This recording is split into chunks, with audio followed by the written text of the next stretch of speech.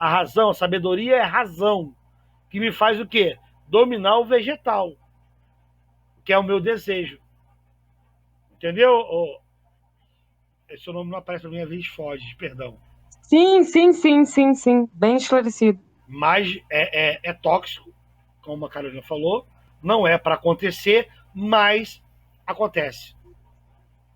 Em qualquer profissão, a gente vê por aí, tá bom? Mas tanto psicanalista masculino ou feminino, eu estou falando aqui para todos os gêneros, que vão se tornar psicanalista, ainda mais solteiros. Porque o casado, ele geralmente tem uma ética de casamento, né? Tem uma aliança, tem uma responsabilidade, mas também tem que estar atento a isso aí, tá? Mas principalmente solteiros, tomar cuidado, porque, sabe? E não ficar dando detalhe da sua vida. O psicanalista não dá muito detalhe da sua vida pro analisante. Pro analisando, perdão, ok? Ah, você é casado? Não. Se eu ser casado não, aqui não está em questão. Vamos. O que você quer falar? Tá entendendo? Eu dei um corte ali, é rápido, sabe? Porque eu não quero. Se eu sou solteiro, eu não vou falar que sou solteiro. Eu sou casado? Pô, sou casado. Mas eu falo se eu quiser. Então tem coisas que a gente só dá um corte tramontina bem rápido e mostra pro analisando que é ele que está em questão e não eu. Ficou mais claro agora?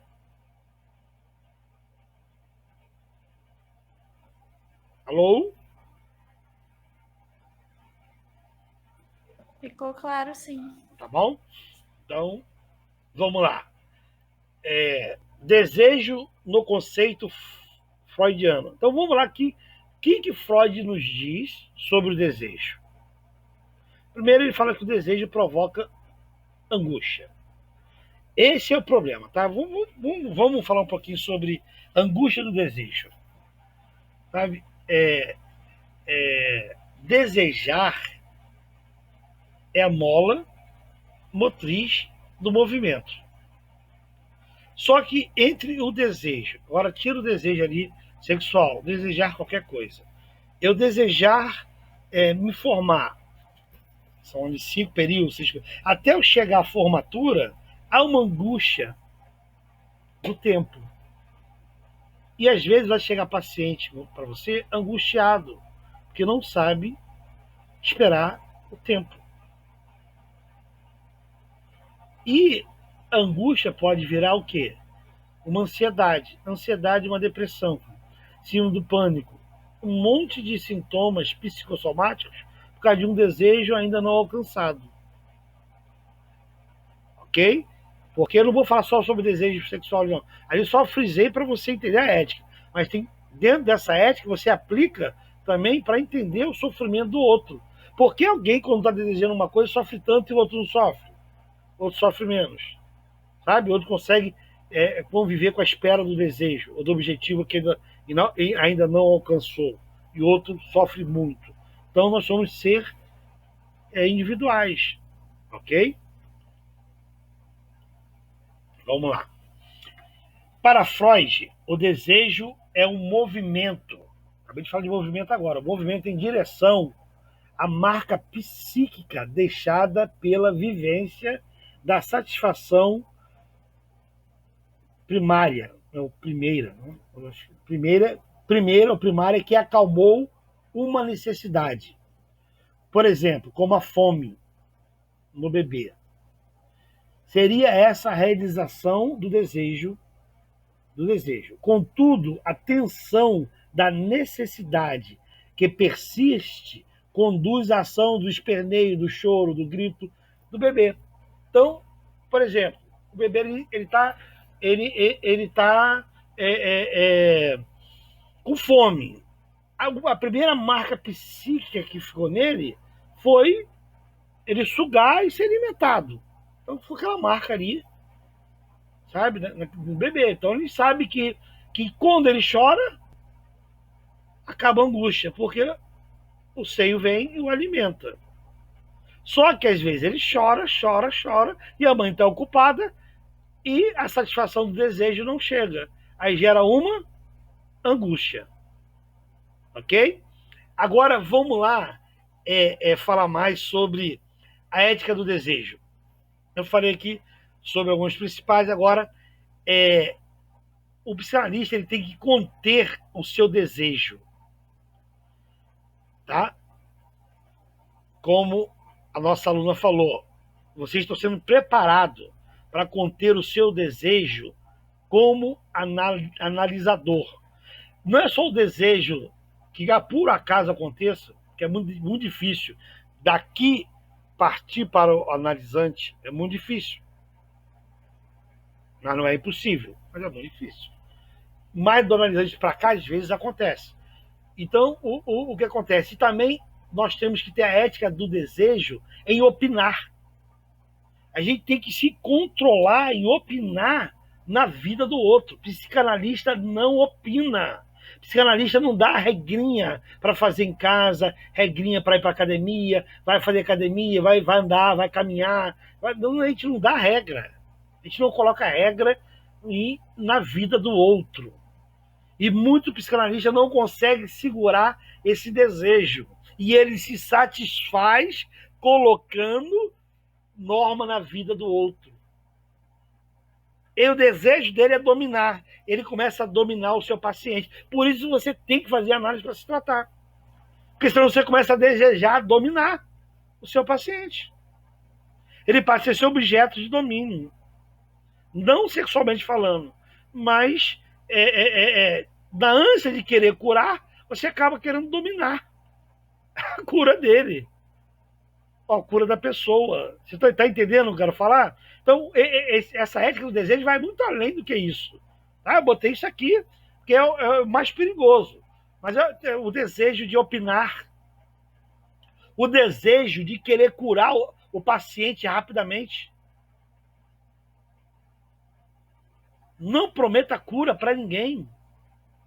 Você não está na posição de curar ninguém. Psicanálise ética não promete cura.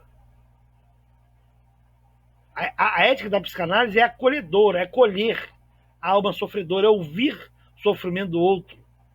Então você tem que conter os seus o desejo de curar o outro, sabe? O desejo de mostrar que você é bom para o outro, o desejo que você é conhecedor, que fala difícil para o outro.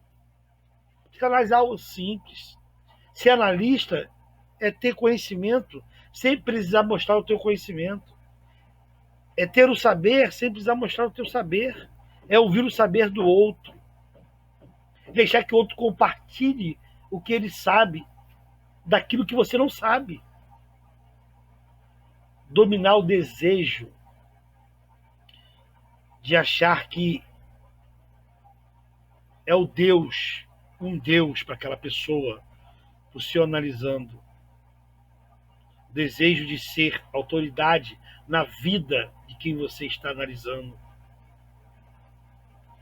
Você tira a autoridade do paciente quando você quer ser autoridade sobre a vida dele. Por isso que eu gosto mais de trabalhar com a psicanálise. Marcos.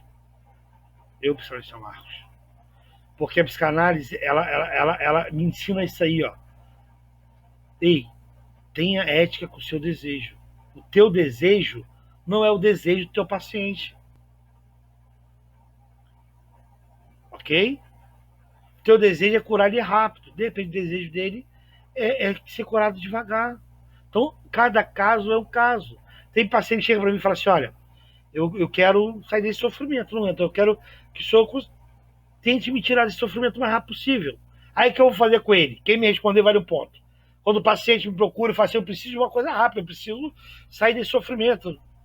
Eita. Uma terapia breve. Quem falou aí? Deixa eu anotar o nome aqui. Eu, Luciene. Pode dar um ponto. Ah, já ganhou. Luciene.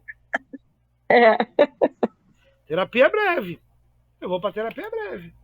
Porque ele pediu, eu não sugestionei. Correto, Luciene? Luciene? Isso mesmo. Não, é porque eu desliguei, achei que já ia acabar. Não, mas... Isso mesmo. Até porque não pode partir de nós, né? Nós não podemos delimitar o que ele deve fazer, se deve ser breve ou longa. Isso.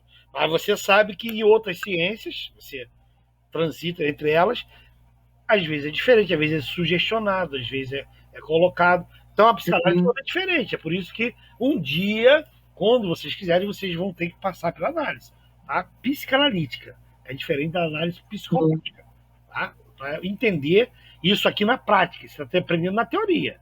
Porque na prática, você acha que vai ser fácil, Luciane, por exemplo, você se formar em psicanalista e você já ter resposta ao meu problema e não poder dar resposta ao meu problema? Não vai ser fácil, não, vai ser complicado. Porque você vai ter que me levar a ver o meu problema para eu entender como eu consigo vencer esse problema através do seu manejar da transferência. Eu já sei a resposta, mas eu não te dou.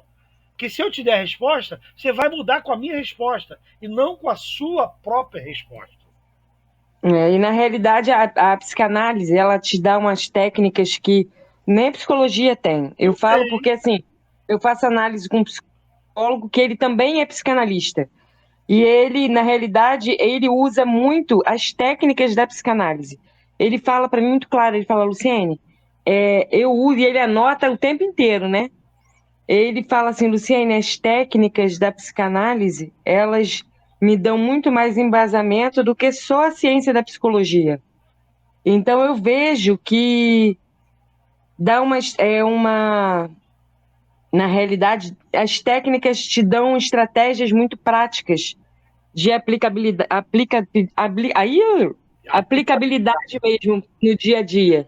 Que bom. Para quando você está num consultório. Que bom que esse psicólogo ele é humilde, porque tem psicólogo aí que chama psicanálise de pseudociência, é muita filosofia.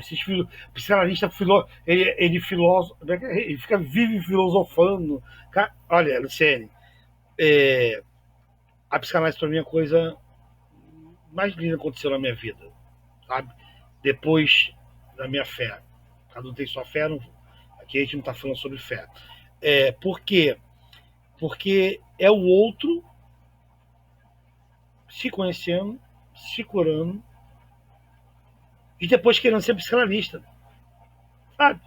Às vezes em 2 sessões, 3 sessões eu já sei que a tua resposta, eu já tenho resposta para você, mas eu não posso dar. Aí entra o que? A ética do desejo de te dar resposta fora da hora. Eu vou acabar com a tua vida. Sim, isso aí a gente tem que tratar muito, né? Eu, principalmente, eu gosto muito de falar, eu acho que isso aí vai ser realmente um processo de tratamento. Entendeu? Porque se eu te der a tua resposta fora do tempo, é lógico que você tem que tê-la.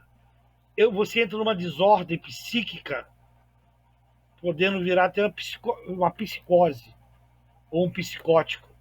Sai da neurose, porque todos nós somos neuróticos. Neurose ou neurótico é aquele que sabe que precisa de alguma coisa, é um ser faltante até se completar na eternidade. Tá? Então todos nós somos faltentes como ser humanos. Né? Então, o que é neurótico? Neurótico é todo ser faltante. Então o bebê ele já nasce neurótico, ele já nasce com a falta do seio da mãe para se alimentar, para dar mamadeira, de alguma coisa. Já nasce com a falta de um ser humano para enrolar ele, tirar ele do frio, para cuidar dele, dar banho nele. Então, neurótico é todo aquele que sente falta de algo, sabe? E tem que compreender que nem sempre aquela falta vai vir no tempo que você quer. Bebê chora, às vezes a mãe quer dar mamar para ele, mas não dá tempo, ela tá vendo outra coisa. Entendeu? Então, desde criança, a gente começa a aprender que eu tenho falta, mas tenho que esperar o tempo daquela falta ser suprida. Porque senão eu entro na angústia do desejo. Você vê como é que a psicanálise vai dando um ciclo e vai se encaixando, tudo que a gente fala, tudo vai dando eixo. Angústia, porque eu não consigo esperar aquilo que eu quero, está demorando, e eu fico angustiado, sendo que aqui vai chegar o seio, vai chegar o alimento, mas eu já começo a me espernear, como bebê, por exemplo, né? Espernear, gritar, me manifestar de uma coisa que vai chegar. Às vezes eu não consigo viver a angústia. E é necessário viver a angústia para crescer na angústia. Por isso que o psicanalista não pode chegar e querer tirar você da angústia de uma hora para outra, a não ser que você esteja passando por um momento que você precise uma terapia breve, está sentindo pânico, tá na angústia que não deixa mais você comer, beber, dormir. Aí, tá entendendo? Aí eu entro com a terapia breve. O Luciane ganhou ponto. Perdam o medo e falam. Perdão, se errar aqui alguma palavra, não se preocupe, tá? Porque quem fala muito tropeça na palavra. E eu estou dando aula e às vezes nós tropeçamos mesmo. Então, o que acontece? Muito bem, terapia breve. Mas eu não sugestiono. Eu deixo que o, o meu analisando, ele fale o que ele quer, para que ele veio. Então, essa ética do desejo aí é complicado, tá? Como você falou, é difícil. Ainda mais quando, por exemplo, eu não estou legislando minha. Sim, isso acontece até com advogado que advoga em presídio. Quantos advogados a gente tem história de advogado que se envolve com presidiário, né? Assim, Isso. vê muita história desse tipo, né? Que vai defender e depois vai ver já está lá envolvido com presidiário. Mas é antiético, né? É o que eu te falei, igual a psicanálise. Então, pode acontecer em qualquer área. Mas muito boa a sua colocação. Então, é difícil esse desejo também de não opinar, sabe? De não antecipar a cura. Tem um tempo de cura, então isso tudo é feeling. Isso tudo, sabe? Não estou legislando pela própria causa. Rapidamente eu identifico, mas eu não posso. Eu tenho que ir levando para a pessoa se ver. Porque não adianta eu querer mostrá-la se ela não está pronta para se ver. Quando eu falo ela, estou falando gênero qualquer um, tá? Quando eu falo ele, é qualquer gênero. Às vezes sai ele, sai ela, porque é genérico. Então, é esse controlar o desejo da fala, o desejo de arbitrar sobre a vida do outro, o desejo de manipular o meu paciente, o desejo de querer curar ele rápido. Então, todos esses desejos sexuais, seja o que for, eu tenho que controlar, mesmo que me angustie, eu tenho que saber que a angústia faz parte do processo da cura. Ok? Vamos para o próximo slide.